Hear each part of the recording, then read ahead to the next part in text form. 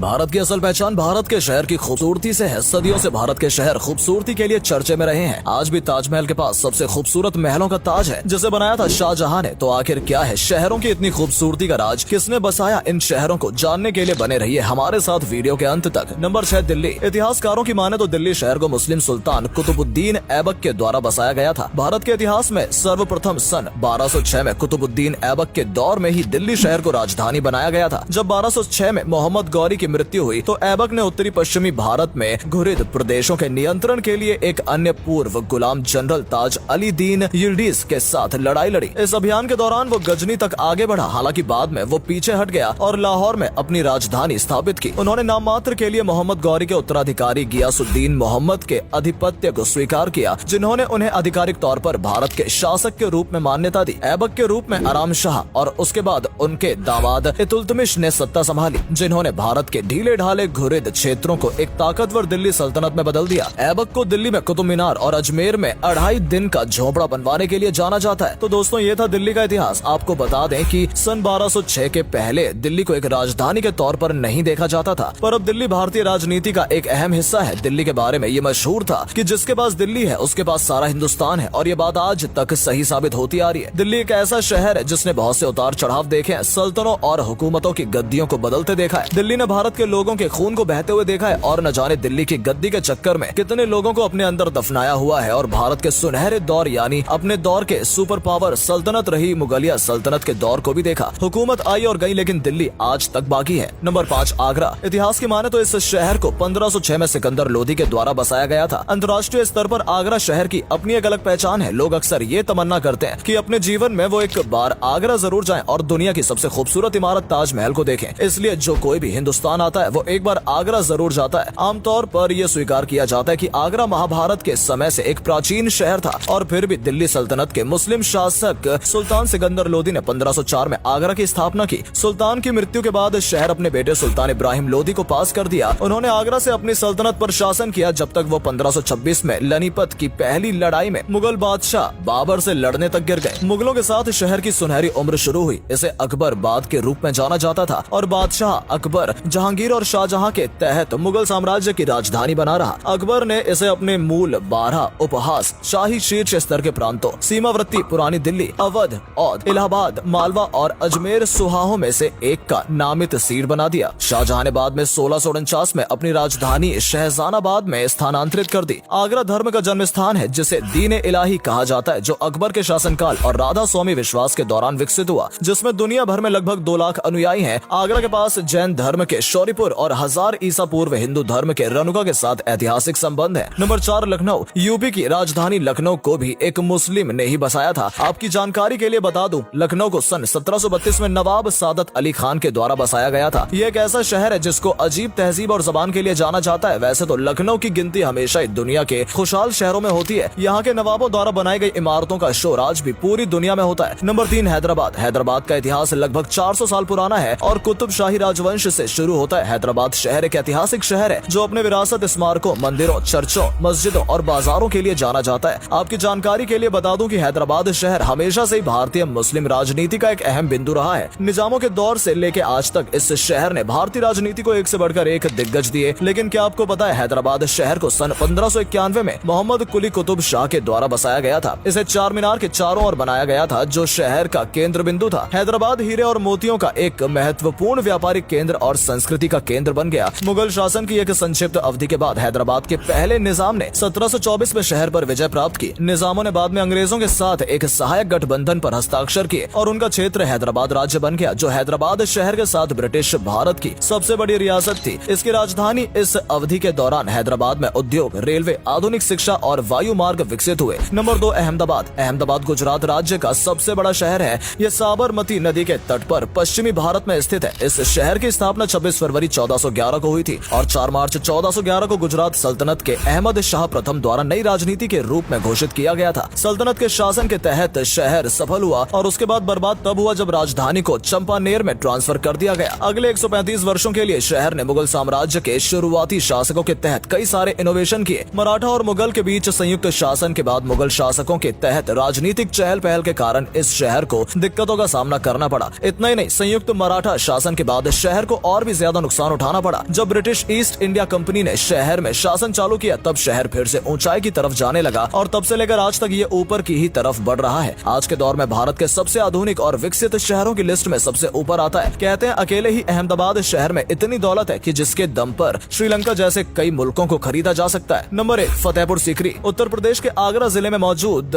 फतेहपुर सीकरी एक ऐतिहासिक शहर है जो आगरा शहर से लगभग 40 किलोमीटर दूरी पश्चिम दिशा में स्थित है। यहाँ पहले सीकरी नाम का एक छोटा सा गाँव हुआ करता था, जिस नाम पर इस शहर का नाम फतेहपुर सीकरी पड़ा। 1571 में मुगल साम्राज्य की राजधानी के रूप में सम्राट अकबर ने इस शहर की स्थापना की थी और ये 1571 से 1585 तक अकबर की राजधानी रही। लेकिन पंजाब में अभियान के कारण अकबर ने इसे 1610 में पूरी तरह छोड़ दिया। अकबर के द्वारा फतेहपुर सीकरी में कई प्राचीन धरोहर और किले बनवाए गए। सबसे खास बात यह है कि वो किले आज भी उसी अवस्था में मौजूद है। लाला बलुआ पत्थर से निर्मित फतेहपुर सीकरी सुंदरता का एक बेहतरीन नमूना है। ये जगह इतनी सुंदर है कि इसे देखने के लिए बड़ी तादाद में लोग आते हैं। ये शहर भारत के मुगल कलाकारों का एक बेहतरीन नमूना है। कभी मुगल साम्राज्य की राजधानी माने जाने वाले इस शहर का मुगलों के इतिहास में एक विशेष जगह है, जिसे 1986 में यूनेस्को की विश्व धरोहर स्थल के रूप में घोषित किया गया था। भारत के और शहरों की तुलना में फतेहपुर सीकरी के स्मारकों बेहद ही खूबसूरत हैं और लोगों को आकर्षित करते हैं। इस जादुई शहर में मुगल कलाकारों की कला देखने के लिए लोग एक बार नहीं बल्कि बार बार जाने का उनका मन करता है। यूनेस्को की विश्व धरोहर स्थल के रूप में घोषित किया गया था। भारत के और शहरों की तुलना में फतेहपुर